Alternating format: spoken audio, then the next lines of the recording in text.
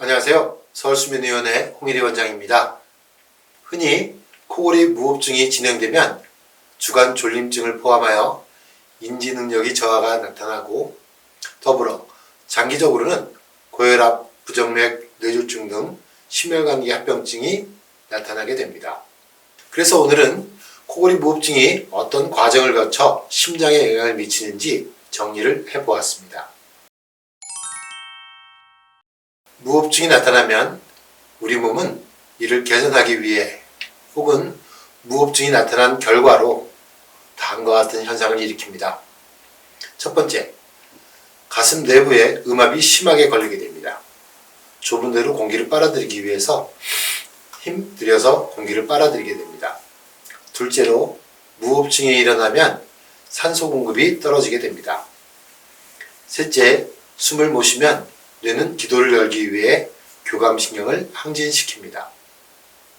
이 세 가지 경로를 통해 심장에 나쁜 영향을 미치게 됩니다. 기도가 좁아지면 필요한 공기의 양을 들여마시기 위해 횡격막과 가슴 근육은 더욱 강하게 움직여 폐를 포함한 흉곽이라는 가슴 내부에는 평소 숨을 쉬는 것보다 더 음압이 걸리게 됩니다. 깨어있을 때는 마이너스 5cm H2O의 압력이 걸려 폐가 팽창하면서 공기를 빨아들이는데 무호흡이 진행되면 마이너스 30cm H2O까지 음압이 걸리게 됩니다. 흉곽 내에 있는 심장은 수축할 때 120mmHg라는 압력으로 피를 짜서 몸 전체에 보내게 됩니다. 코골이 무호흡증이 발생하면 심장 밖에서 마이너스 20에서 30cm/H2O 음압으로 심장을 잡아다니게 됩니다. 이에 따라 더 강하게 심장은 일을 해야 적당한 양의 혈액을 몸에 공급할 수 있게 됩니다. 가슴이 아프거나 뻐근한 정도의 증상이 나타나기도 하지만 심하거나 오래된 무호흡증 환자에서는 심장이 상대적으로 커져 있는 경우가 흔히 관찰됩니다.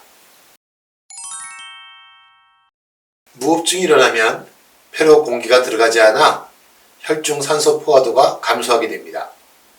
이로 인해 심장 근육에 산소 공급이 감소하여 심장의 기능이 떨어지게 됩니다. 이에 따라 부정맥의 가능성이 증가하고 뇌졸중의 발생 확률도 증가하게 됩니다. 숨을 못 쉬면 뇌는 기도를 열기 위해 몸을 긴장시키는 신경인 교감신경을 항진시킵니다.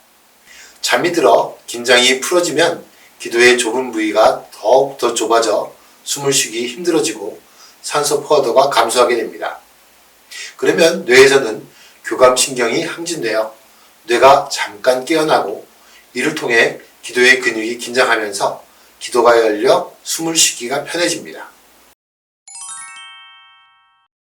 이때 항진된 교감신경이 전선에 과전류가 흐르듯이 심장에는 무리를 주어서 심장을 빨리 뛰게 만듭니다. 이에 따라 빈맥뿐 아니라 부정맥 등 가능성이 높아집니다. 흔히 코골이 무호흡증 환자는 자다가 숨이 막혀 깨어났을 때 심장이 두근두근 빨리 뛰는 것을 경험하게 됩니다. 몸의 혈관들을 수축시키기도 합니다. 이에 따라 고혈압이 발생하거나 고혈압이 잘 조절되지 않게 됩니다. 전체 고혈압 환자의 35% 이상에서 코골이 무호흡증 증상이 동반되어 있으며 약물로 잘 조절되지 않거나 2가지 이상의 복합제를 복용해야 하는 고혈압 환자의 80% 이상에서 무호흡증이 동반되어 있습니다. 코골이 무호흡증이 있는 환자에서 보고에 따라 3배에서 6배까지 일반인에 비해 뇌졸중의 발생 빈도가 높게 나옵니다. 네, 무호흡증이 심할수록 심혈관계 합병증의 가능성이 높습니다. 중등도 이상의 수면호흡장애에서는 심혈관계 합병증의 발생 빈도가 높고 사망률도 높은 데에 반해 경증의 호흡장애에서는 심혈관계 합병증의 발생 빈도가 높지 않습니다. 결론적으로 말씀드리면 코골이 무호흡증은 가슴 내부에 음압이 걸리고 산소 포화도가 감소하고 교감신경이 항진하게 되어 심혈관계에 여러 증상을 일으키게 됩니다.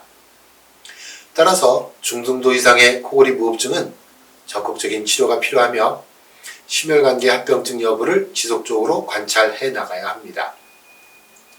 당신의 꿀잠을 응원합니다. 감사합니다.